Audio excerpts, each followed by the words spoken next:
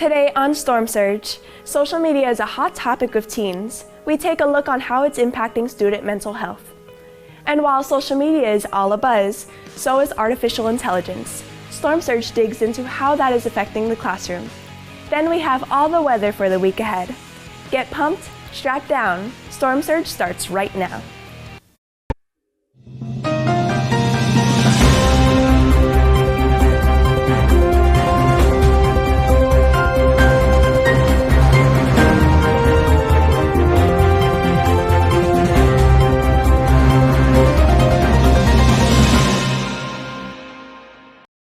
Good afternoon, I'm Victoria Serrano. While mental health is at the top of the newsfeed, one factor may be leading to mental health distress: social media. We took to the campus to see how students and staff feel about it. You know, social media gets blamed for a lot of things, and I don't think it should. Off of social media can be detrimental. I believe social media has had a really bad impact on my life. People that don't have social media tend to be a lot happier.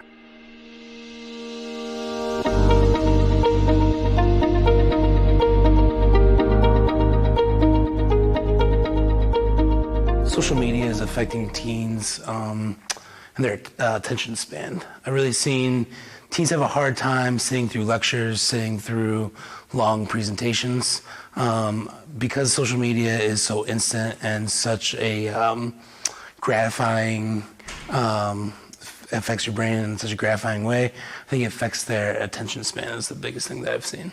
There's the good, where my students bring me things that they found on social media that help us.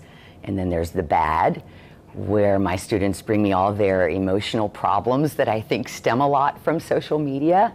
So it can be good and it can be bad. I was around the age of 13, probably like early middle school, when I started using social media, just because everyone else was doing it. So I was like, might as well, right?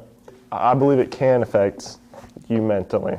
Just personally, I'm like, it's whatever. I just not that affected, pretty carefree. I've never really cared about what I see on social media. Now, if it's something positive, something funny, I mean, that's, you know, it's good for a laugh or whatever, so I guess positive connotation to it. I think my life without social media would be pretty bland. I think it's a cool way to connect with people.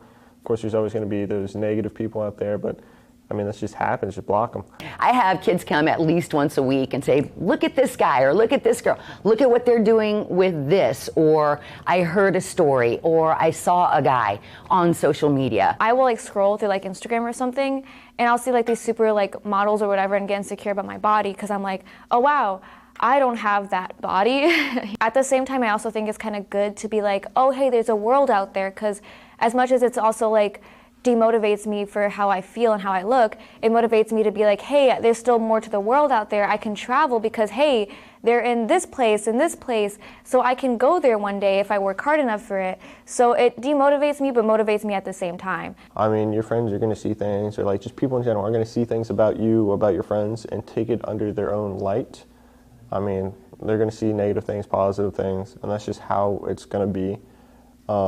It really depends on the person and their will and their mental attitude on whether or not they're going to take these things seriously, or they're going to decide if it's a joke or not, or this, that, and the other thing. When you hear a bunch of negative things about you or your friends on social media, and it's really up to you as the person to really see both sides, because you're always going to see one side on social media more than the other, and then most of the time friends will just stick to that side. They'll be like, oh yeah, okay, cool, we're doing this now.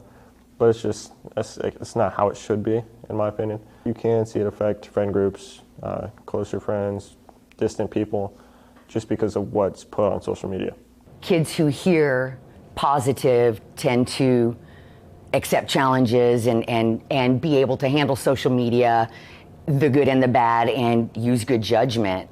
But if you're not raised that way, then you don't have those skills regardless of whether it's social media or some other thing in front of you. So many people have access to social media. I mean, there's very loose restrictions and guidelines. I mean, there's a box that says, are you over 16, over 18? I mean, anybody can click it, right? That's how it is. Preteens and under should not be on social media, point period, because they don't belong there. You know, there's dangerous things in the world that they shouldn't be seeing, they shouldn't be exposed to yet. Personally, I'd rather not see a 10-year-old on Twitter where there's dangerous pedophiles and all that, where they can interact easier. It would be a whole lot better if it was parents setting restrictions on their students. There's a lot of people out there who won't know any better, and they'll think, oh, this for sure happened. Now I have to believe in this, believe that this happened, and it changes their whole mental attitude. So it can be detrimental. Teens, it's hard for them to self-regulate. And so having something, a program or some type of regulation in place, I think would be greatly beneficial, because they would, it would limit their access and their ability to spend countless hours just scrolling and swiping up and just, kind of getting lost in the social media. You kind of have to think of it like it's an addiction, like a drug addiction or like an alcohol addiction. If you tell an alcoholic or a stoner or something like, hey, stop it, and I'm taking away everything that you have to restrict it, they're gonna like relapse or like struggle a little bit. It has to be like a voluntary process where it's like, okay, I use social media 12 hours a day. I'm gonna start using it 10 hours this week, then 8 hours. I do think I think society would be better if we didn't have social media. While there's tons of benefits, like people communicating, getting new ideas, new interests, it's been my personal experience seeing people that don't have social media tend to be a lot happier. I was privileged enough to go spend some time in Africa in a rural village where we didn't have a lot, but they were some of the happiest people on earth because they were just enjoying each other's company. They were living in the moment. And I, often will think about going back to those times and those days of not having social media and just being present in the moment. So I think they would be a lot happier without social media. March is Women's History Month, and Storm Surge looked at women of influence around our campus. Since 1987, Women's History Month has celebrated empowered women all around the world. This month-long celebration celebrates women of influence globally. We have a month where the entire planet can see just how amazing women are. I think it's interesting that we finally have a month kind of devoted to us. There's still a long way for us to go as far as how we are treated and how we are paid. So I think it's important to periodically bring attention to both how far we've come and how far we have yet to go. From encouragement to kind words, female empowerment is a daily task for these women. I mean, that is empowering, to have the ability to shape other people's lives and help them reach their goals. I do think that's super important to build others up and not pull them down. Sometimes you don't need to say anything. You just need to be that woman who is there letting other women know that it's okay. We're justified in it, whatever it is. While being the beacon creates change, adversity still looms. Definitely female stereotypes are still around. I think that changes a little bit every day. Those kind of women who don't stop, who keep fighting in the face of adversity, they are knocking down the stereotypes. Would like to think that they would eventually go away, but unfortunately history and time tells us that is not the case. Through adversity, women never stop reaching for new heights. I think the ability to be highly educated and to hold positions that previously women did not hold. The idea that women can be in power, and not just little bits of power, but major power, and do the job well, I think is one of the proudest things to be able to see. We have a female vice president. That is huge. Seeing that lets me know that whatever it is we're doing, we need to keep doing it because we're getting there. Smashing the glass ceiling by being empowered, productive, and always moving forward. In Ocala, Victoria Serrano for Storm Surge. Tuscaloosa Park is home to many animals, but Storm Surge reporter Joe Bryant tells us about the Duck Derby. Although springtime is usually known for its green colors, this time its colors are turning yellow. This year in Marion County, the 5th annual Rotary Duck Derby occurred at Tuscaloosa Park, where it raised over $25,000 to support the Discovery Center. 5,000 rubber ducks were raced to see who would win the grand prize of $2,000. To learn more about the Rotary Duck Derby, I decided to interview Duck Derby organizer Tim Dean. Well, we're part of the Rotary Clubs of Marion County, and for several years we've been very interested in trying to give back to the community. And one of the ways we do is to have this duck race. It's kind of fun. All the kids, as you can see around, the kids and the families come out to enjoy that duck race as we go across. If you scan over there to the pond, you can kind of see the course that's over there, and it'll be a lot of fun seeing all the ducks going the race into the pond. Me personally, I just like to believe that Rotary is about selfless service and giving back to the community. It's a great feeling, you know. I don't think there's anything better than being able to give back, and that's what it is. We've been blessed and fortunate, and if we can come out and give back to the community. It's not just the organizers who are enjoying this event though, as the guests also seem to have loved coming here. I came to this event to check it out because I've never been to an event like this before. It is special because as a kid I went to the Discovery Science Center, and this event benefits that. And are you having fun while you're here? Yes, I'm enjoying myself. The Duck Derby wasn't the only activity happening at this event, however, as there was also a place for all fishers. People could throw out their fishing lines and feel free to catch and release. With all these fun things going on, this seemed like a fun event for the organizers and the guests. That's all from me today. This is Joe Bryan, signing off. Thanks, Joe.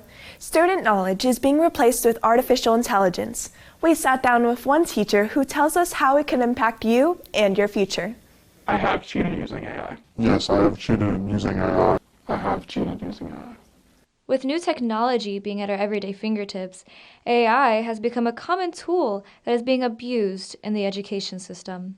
A lot of the time I had to pay attention and didn't know what I was doing, so I just ChatGPT'd it and got all my answers from there for our assignment. History, I used it to write an essay for me on a DBQ that I did not want to do. I've decided that I need to get my grade up somehow, so I resorted to cheating because a lot of the time my homework was very hard, and I decided to use math and get the answers just from scanning my problem. But in the long run, the impact is detrimental. We did have one student in our International Baccalaureate program that tried using AI for 2 of their major essays that are submitted to IB. We did flag them because one of the easiest things that we find in terms of identifying them is it doesn't sound like the student. So instead of writing the essay themselves, they plug the prompt into it, get a ready-made essay, and hand it in. One of the problems we're seeing is that AI will make up facts and evidence. Long term, it's going to come down to how they use it. In many ways, it's going to be kind of the same thing that we're seeing, like I said, with the general internet, that ability to just Google something or look it up in Wikipedia, just making us slightly mentally less diligent in our studies. Students are spending less time learning information because they think they can just Google it whenever they need to find it. In Ocala, Susanna Little for Storm Surge. From the classroom to the workplace, AI has revenue and profit in a record-breaking uphill climb. Storm Surge reporter Sierra Stevens tells us more about AI in numbers. Artificial intelligence is taking the world by storm. It's being used in business to improve productivity and streamline jobs. Almost any task can be completed by using AI. According to IBM Global AI Adoption Index, businesses use AI for things like reducing energy consumption or a reduction in human error. 45% of businesses are using AI, and the global adoption rate for artificial intelligence is 35% as of 2022. As AI continues to grow, we will see higher AI adoption rates. As of 2023, websites have told that around 80% of businesses are focusing on employing AI in their services. While not all companies could claim this, those that had a high usage in AI would claim that they had a 20% increase in profits using AI, according to Forbes. One of the biggest uses for AI has been in machine learning, which allows companies to employ AI to learn different tasks as it is fed information about the task. This allows for the completion of hundreds of different tasks by one machine. Some of the most popular use cases for machine learning include analyzing customer satisfaction by reading through different social media posts, or it can be used to identify fraud. This, according to Wharton Online. While machine learning is the biggest advantage of AI, it is still only one of the many things that AI can offer businesses around the world. In Ocala, Sierra Stevens for Storm Surge. Thanks, Sierra. Coming up after the break, we take a look at the weather for your egg hunts this weekend. Faith Suzanne Hoffman. Faith Suzanne Hoffman.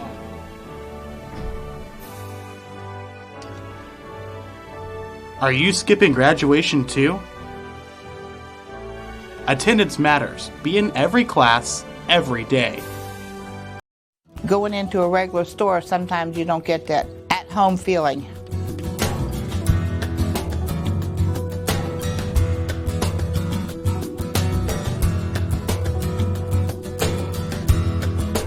If you come in without a smile, you're going out of here with a smile on your face. We'll tell you a joke or a story, introduce you to other customers. This is just a small community and we want you to know that we're here. Kai, I hear that the weather is going to be pleasant. It most definitely will be. Let's look at the weather this weekend. The high will be 78 degrees, with the day ending as a cool 48 degrees. This weekend, the weather will be mostly sunny with cold nights. It's the perfect weather for Easter Sunday. The week ahead will start partially cloudy and become rainy on Wednesday and Thursday. On Friday, the weather will come back to be mostly sunny. That's what's brewing in the Weather Center. Tori, back to you. Great weather. Great weather coming up. Now, I hear there's a lot going on in sports. Khalil? The spring is really warming up competition.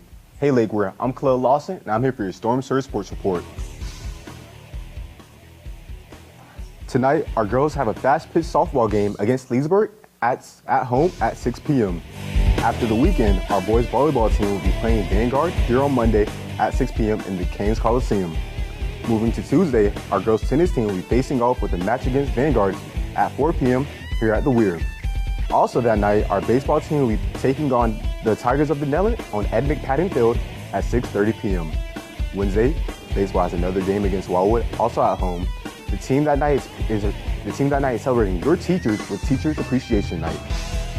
Also that night, our boys volleyball team will be taking a match against North Marion, again at home. Playing starts at 6 p.m.